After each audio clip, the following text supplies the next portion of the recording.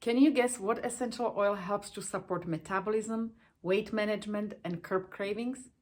If you guessed MetaPWR, you are right. This blend consists of grapefruit and lemon, known for its cleansing and detoxifying properties.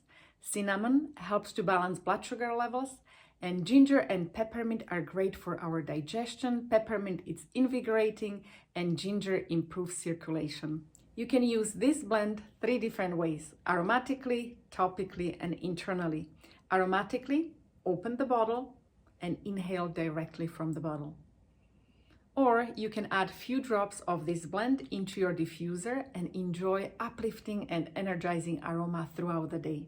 Topically, when you feel like some parts of your body could use a little improvement before summer, you can dilute fractionated coconut oil with a couple drops of MetaPWR and apply to the areas of your body you want to work on, like arms, abdomen, lower back, or legs. And internally, I like to use this blend in my water throughout the day, but also into my smoothies, not only for taste, but for better digestion.